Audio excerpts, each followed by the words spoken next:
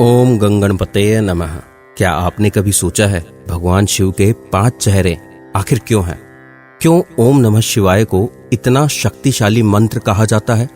और ये 5 रहस्यमयी कार्य सृष्टि, पालन, संहार, तिरोभाव और अनुग्रह क्या सच में इस ब्रह्मांड को चलाते हैं? आज की कहानी में हम जानेंगे वो दिव्य रहस्य जो सिर्फ ब्रह्मा और विष्णु को ही बताए गए थे, वो भी स्वयं महादेव द्वारा। तो अंत तक जरूर सुनिएगा, क्योंकि ये सिर्फ एक कहानी नहीं, एक आध्यात्मिक यात्रा है।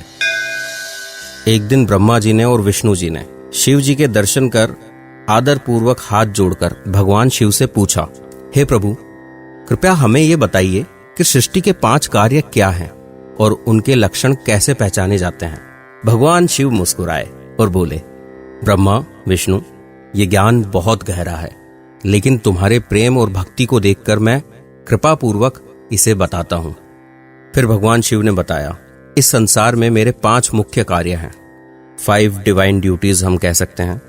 सृष्टि यानी कि क्रिएशन, पालन यानी कि सस्टेन, संहार डिस्ट्रक्शन, तिरोभाव कंसीलमेंट, अनुग्रह यानी कि मोक्ष।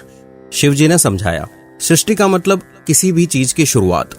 जब कुछ नया जन्म लेता है तो वो सृष्टि कहलाती है। पालन का अर्थ है उस रचना को सही ढंग से चलाना, उसे बनाए रखना। संहार यानी जब कोई चीज समाप्त होती है या उसका अंत होता है तो वो संहार है। तिरोभाव मतलब किसी चीज का लुप्त हो जाना या टेम्परेरी छुप जाना। अंत में अनुग्रह यानी कि मोक्ष, जब आत्मा को परम शांति और मुक्ति मिलती है। फिर उन्होंने एक गहरा रहस्य बताया। ये 5 कार्य 5 महाभूतों में भी मौजूद है। सृष्टि यानी कि पृथ्वी, अर्थ हम जिसे बोलते हैं। पालन जो कि जल में है। संहार जो कि अग्नि से होता है। तिरोभाव वायु, अनुग्रह आकाश। इन कार्यों को संभालने के लिए मेरे 5 मुख हैं। चारों दिशाओं की ओर 4 मुख और एक बीच में, जो सभी को नियंत्रित करता है। भगवान शिव बोले, हे ब्रह्मा, हे विष्णु, तुम दोनों ने मेरी तपस्या करके मुझसे सृष्टि और पालन के कार्य प्राप्त किए।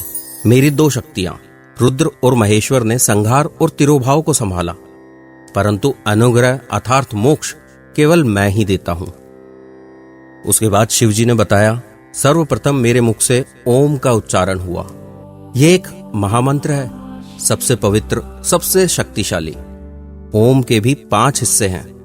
अ, उ, म, बिंदु और नाद, जो कि डिवाइन साउंड है।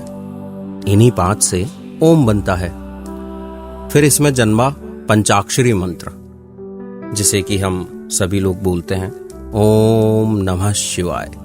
यही मंत्र शिव के साकार रूप को दर्शाता है।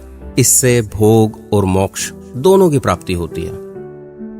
अब शिवजी ने ब्रह्मा और विष्णु के सिर पर हाथ रखा और बहुत कोमल स्वर में 3 बार मंत्र का उच्चारण किया। ओम नमः शिवाय, ओम नमः शिवाय, ओम नमः शिवाय। इस मंत्र के उच्चारण से ब्रह्मा और विष्णु दोनों को दिव्य ज्ञान की प्राप्ति हुई। वे दोनों भाव विभोर होकर शिवजी की स्तुति करने लगे। हे देवों के देव, आप ही सृष्टि, पालन, संहार, तिरोभाव और अनुग्रह के स्वामी हैं। आप ही ब्रह्म हैं, आप ही आत्मा हैं।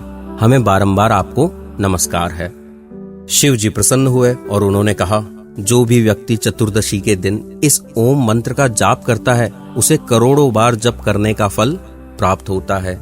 विशेष रूप से जब सूर्य का संक्रांति काल हो या विशेष नक्षत्र जैसे मृगशिरा या पुनर्वसु हो, तब इसका प्रभाव और भी महान होता है।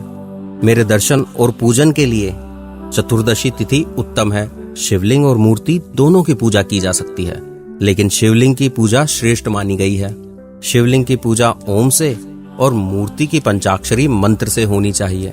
बस फिर भगवान शिव उन्हें ये उपदेश देकर अंतर्ध्यान हो गए।